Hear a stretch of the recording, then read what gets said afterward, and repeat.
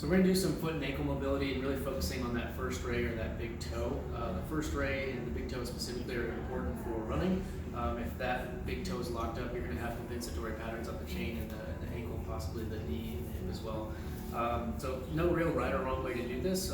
It's sort of an exploratory type of mobility exercise. What I'm going to do is just grab the toe. A couple different movements we're going to go through here. Grabbing the toe and just distracting it, so I'm just pulling on it. It's called a distraction.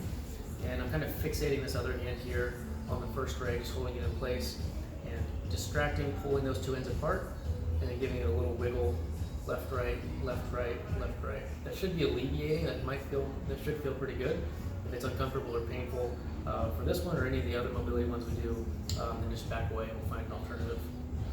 So after about 30 seconds of that, we're going to go into dorsiflexion, great toe dorsiflexion. So we're going to grab kind of right at the edge of the first ray here, right where the ray meets the big toe. So we're fixing that in place. We're going to add a distraction force again, and then we're just lifting up just like that. Do like 5 or 10 reps here. With mobility, it's tough to prescribe like specific amount of exercise. Just kind of go until you feel like you've got enough, essentially. But for this one, we'll stick with like 10 reps.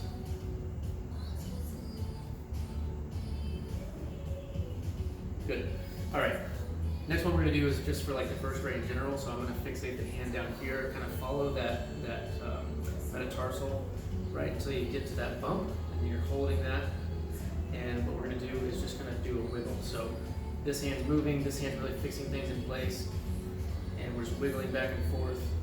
And now we're working really more on like the first ray rather than the big toe itself. And again, clockwise, counterclockwise, maybe 10 reps each. And then lastly, just kind of play with the foot. Torque it a little bit, torque it this way, torque it that way. Go intertarsal between the bones. Right, you've got 5 different rays shooting down. That first ray is the most important one for running and walking. But each of those should have a little bit of play in between them. So don't be afraid to kind of torque the foot.